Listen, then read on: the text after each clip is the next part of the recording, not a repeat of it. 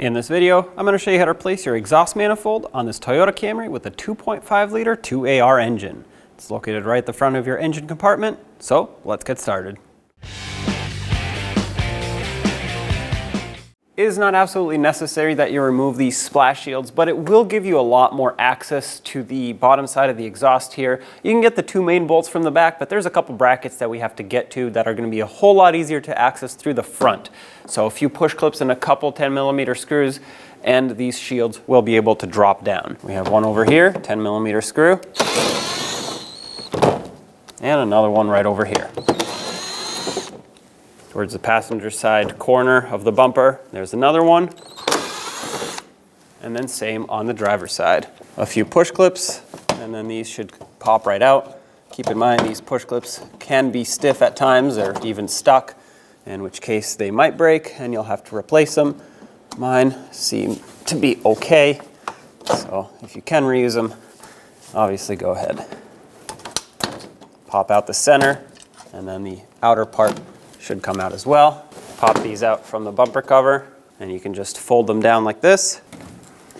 Looking up through here where the shields were, you can see the exhaust as well as all the brackets that we have to undo. There's one on each side basically, so just two brackets. When you look at these, you'll notice that there's a 14mm bolt going right into the engine, and then there's a nut on a stud here. If you can remove both, go ahead. I'm going to try, but if I can't remove the nut, I need to at least remove that bracket off of the engine block so I can free up the whole exhaust manifold. 14mm, try to get a socket on here. Mine's pretty rusty, might have to tap it on with a hammer.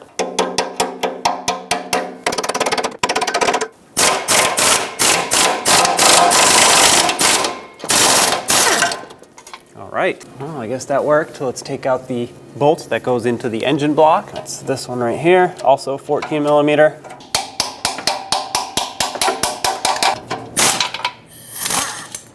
All right, that bracket came off, perfect. Remove it. And on the other side, you'll have the same exact setup here, except I'm probably gonna have to take this one off by hand since there's a engine mount right to the right side of it. If you don't have a tool that fits in here, you can leave this mounting nut on and just take it off later.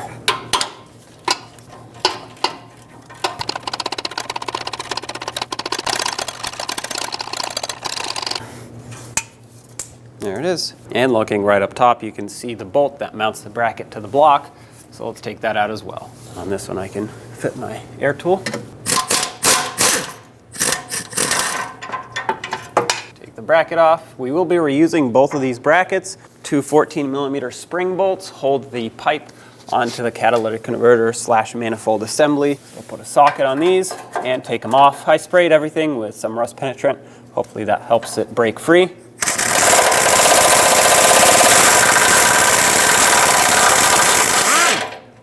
All right, not too bad. A lot of times these do break, and I do have new bolts that were provided with the exhaust, so that's great. I'm going to replace them no matter what the condition of these are, because these don't always last too long. As you can see, they're pretty rusty. They go through a lot of heat cycles, and you want these to hold on nice and tight.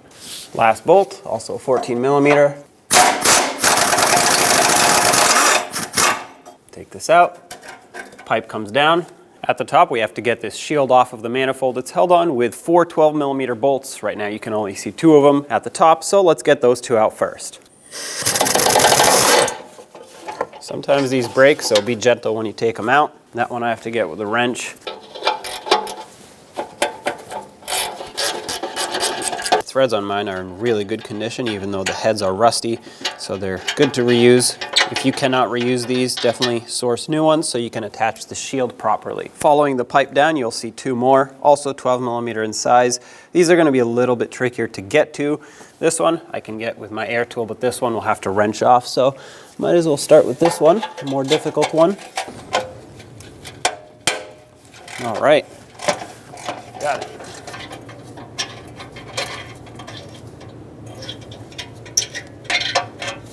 So I might as well do this one by hand too, since I have my tool here. Now you can pull the shield right up and out. I sprayed all the hardware with rust penetrant. There are 5 mounting nuts that hold on to studs. And while I let these soak in rust penetrant, let's unplug the O2 sensor so we can get that out of the manifold. Just follow the wire for it. You'll see the connector clipped onto the side of the engine here. Press on the tab, which is on the back side. This one's pretty stuck here, but just wiggle it back and forth and it should want to pop out eventually. I sprayed rust penetrant in here. Sometimes that helps break free the debris that's in there. Just work it back and forth. There we go. I had to use pliers to squeeze that down. Most likely there's quite a bit of sand built up in here. So now that I have it apart, I'm just going to blow some compressed air to clear it out. Yeah, that was quite packed in there with sand. That works a lot better now. So we're good to go on that front. On this upper radiator hose, the O2 sensor wire is connected with one of these plastic retainers. So now that it's unplugged, squeeze these 2 tabs. That should let go of the retainer. And I'm gonna clip this back in just so it doesn't get lost. I'm gonna leave it here, but the wire is now unplugged. So let's remove the O2 sensor from the pipe. I'm gonna use my oxygen sensor socket, take the O2 sensor out, slide it over the wire and then over the sensor. If you have the crow's foot style like this, these usually work a lot better. If you have the tubular style, like a socket with a slot in it, those work too. Just be careful not to pry it sideways by accident and strip out the cutout. Make sure this is seated on the sensor all the way so that it can actually grab onto it. And break it free. There we go. This one wasn't super tight. Be very gentle when you take this out so that you can reuse it without any damage to it. Otherwise you'll need a new one. There it is. Set it aside safely. Now all that's left to do is to remove the 5 12mm nuts holding this manifold onto the head. I'm going to start with this one. This is the most difficult one to get to because it's right up against this alternator bracket. I'm going to have to get it by hand. I don't want to put a power tool in there and potentially damage anything. So having said that, I'm going to put my 12mm on. I'm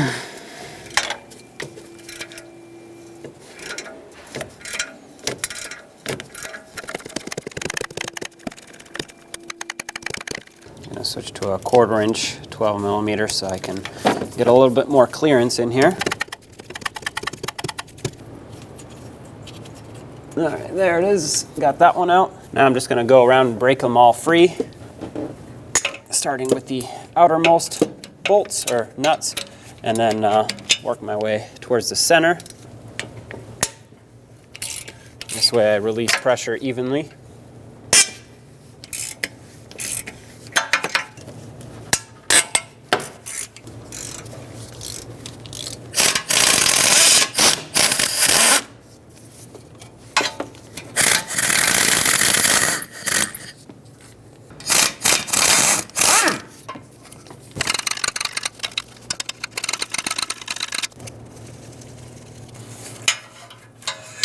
All right, that's all of them. Now you can pull this assembly straight back and right up and out. There it is. Pull this gasket off of the head. And now let's clean up all this corrosion that is built up around the exhaust port so we can seal it up with a brand new gasket. You can use a razor blade or a gasket scraper. I'm using a gasket scraper. If you want, you can use this. Just be very gentle because this is a little tougher than a razor blade, so it can gouge the aluminum. So just make sure you keep it nice and flat. You can also use a razor blade, which I will do in a second. I'm just looking to get the majority of this corrosion off with the gasket scraper because it can usually scrape it off a little bit faster than the razor blade. But like I said, it is a little bit more aggressive, so just be careful.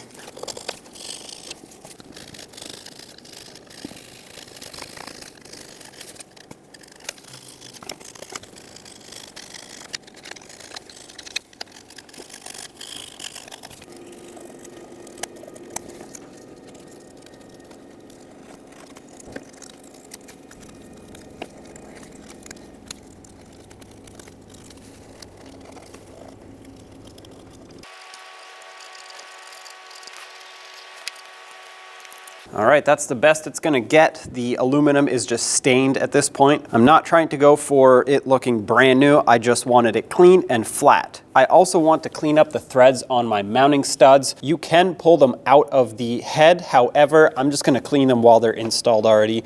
You'd have to use an inverted Torx socket and extract them. A lot of times the head ends up breaking. So I like to just leave them in here if I can and clean them up as they are. Just a simple wire brush should suffice. I'm not looking to get them perfect. They will not be perfect. If you want to replace them at this point, if yours are in poor condition, go ahead and do that. But mine are reusable. I just want to clean up the threads a little bit. I'm also going to get a vacuum and vacuum all this up so that it doesn't blow right into the exhaust through the ports as soon as it starts up first. And I also want to get rid of all the other debris that's in the way here.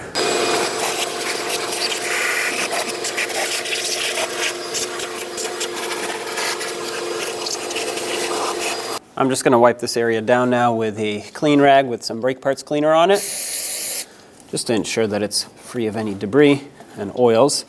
This will minimize the smoking that will happen when I first start it up. It will still smoke, by the way, when you first start it, because the exhaust is coated in a very thin layer of oil from the factory just so the pipe doesn't rust, but this will minimize that, especially since I sprayed a bunch of rust penetrant on this. Let's not forget to clean the pipe on the bottom here, where the donut gasket meets from the manifold to the pipe, of course. You need a clean surface for that to seal up. Now, mine isn't horrible, but it is kind of rusty, so I'm going to use a very gentle sanding pad, and then I'm going to use a wire wheel on the inside where the donut gasket actually rides.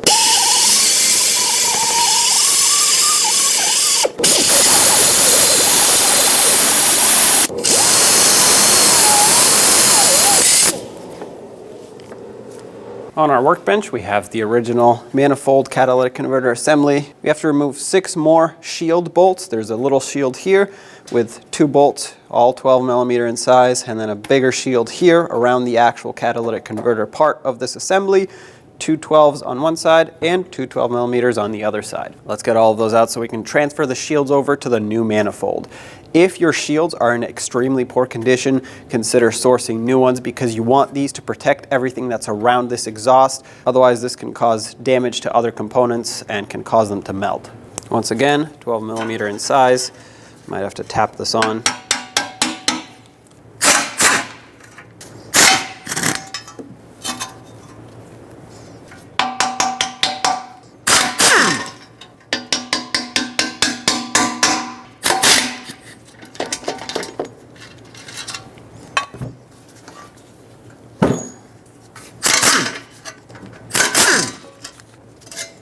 There you go. I sprayed these with rust penetrant, that's why this is soaked in fluid, but basically now we have stripped this down and here's your old catalytic converter manifold assembly. Set it aside, bring in the new one, and let's put these shields on. Put this main shield over and start in all the bolts. Mine are good to reuse, so I'm going to. If yours are in very poor condition, replace them so that these shields can stay on properly. Not going to tighten these yet. I'm going to flip this over so I can line these up first. This is going to have to move around a little bit. Now I can tighten them. They're small. Don't over tighten them. Just snug them up. I turned my air gun all the way down on the lowest power setting so I make sure I don't over tighten them.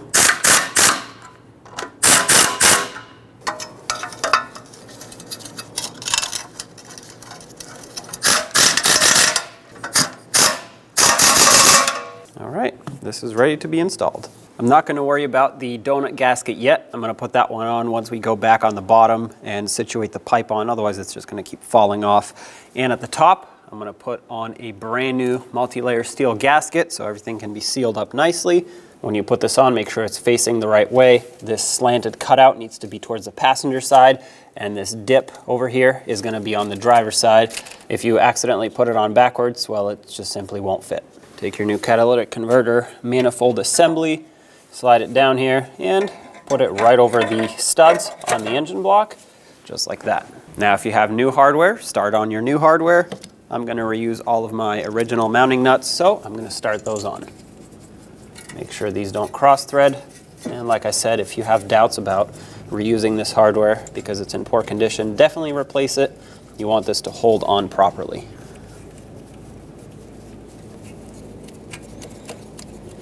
let's get these snugged up, and then of course we'll torque them so everything can be tightened up properly.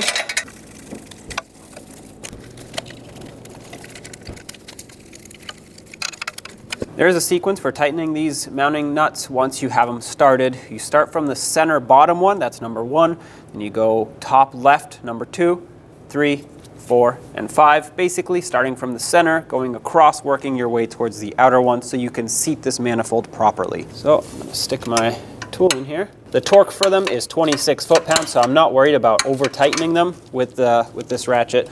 I'm just basically going to snug them up a little bit, and then I'll bring in the torque wrench.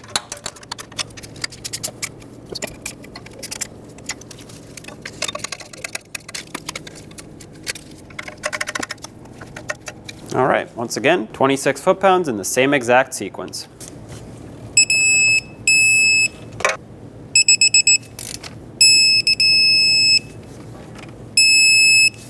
On this one, I can't get my torque wrench in there just because it's way too bulky and doesn't have enough room to swing. So I'm just going to use this long ratchet. If you can't, just use a wrench and make it nice and tight. There we go. Be careful of this oil pressure sensor wire. It's a single wire connector and it can easily break. Double check them all if you want.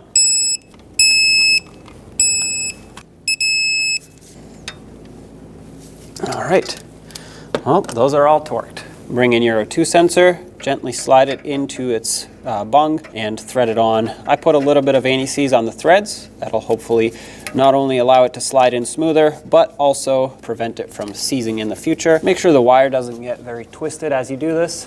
All right, I'm tightening it by hand. Now I'll put a ratchet on that and give it a little snug. There is a crush washer in there on the base of that sensor on the threads, and that's what's gonna make the seal, so don't go for extremely tight. You're just trying to squeeze that down a little bit so it can seal up nice. That's it right there. Open up this clip again.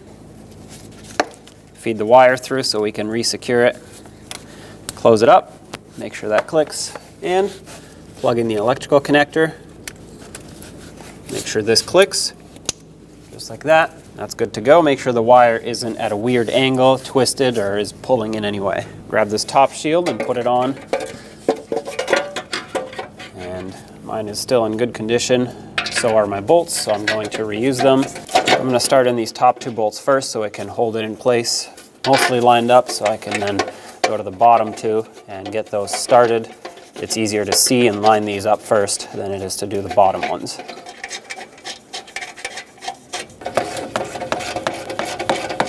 Once they bottom out like this, just give them a little extra, and that's good. You don't want to break them. You don't want to strip the insert out. They also have a pressed wire gasket there, and that's basically going to act like a bushing. There we go, right there. And it's going to prevent the shield from rattling around. It'll keep kind of a spring tension on it. Do the same to these top 2 bolts.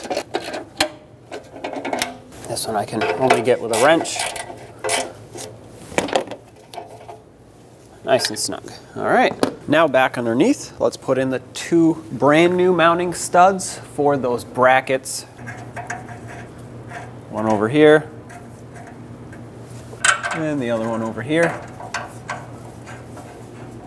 To tighten these up, don't worry too much about making them really tight, because as soon as we clamp down those brackets with the mounting nuts, it's going to actually want to pull the stud out. Obviously the nut is getting tighter, and it will actually tighten up both ends of these studs. So all I'm going to do for these is just grab some pliers, grab the tip of it right here, and twist it just a little bit to make it snug and seat it in there. When you do this, just be careful not to grab onto the threads to damage them. You're just looking to turn this until basically it wants to stop. Once you get enough of that bolt through, or the stud, you can even grab it from the back side here where it's already gone through. That's pretty much bottomed out for me. I'll give it one more turn. Yeah, that's good. That's snug. Now I'm just going to do the same to the other one over here.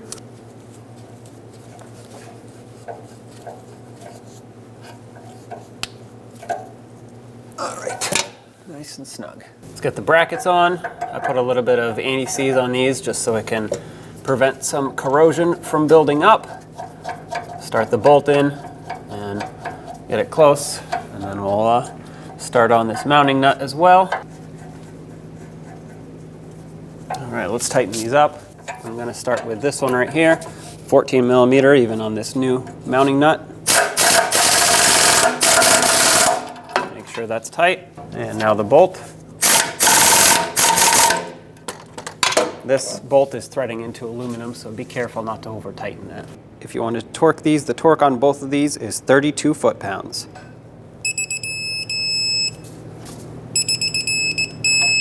That's it right there.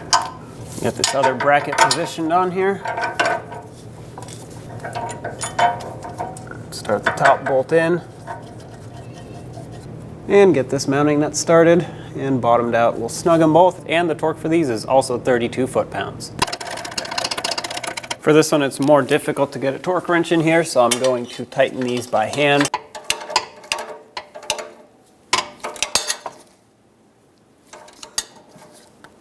All right, it's nice and tight.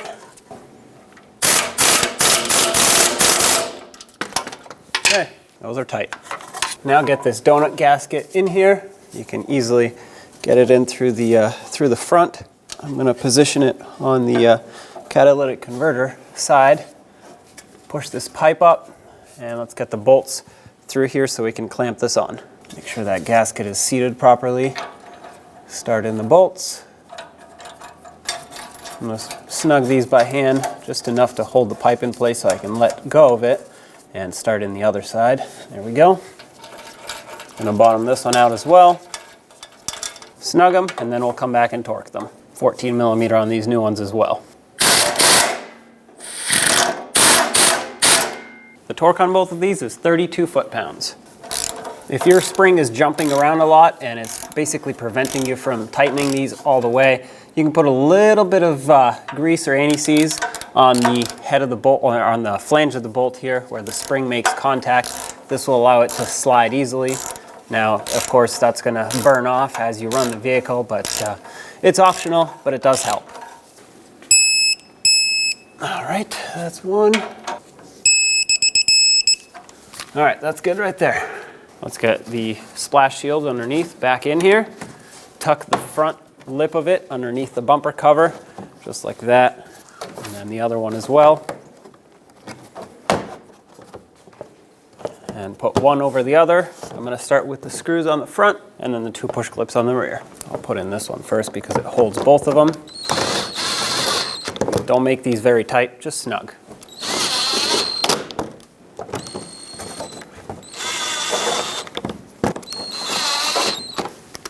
One push clip over here and one at the back here. If you had more than these two, put them all back. If you had more than two, put the rest back in. I only had two. When only the best will do, demand TRQ. The only company that lets you view before you do. TRQ is committed to offering the highest quality aftermarket auto parts that are engineered for peace of mind. Thanks for using and viewing with TRQ.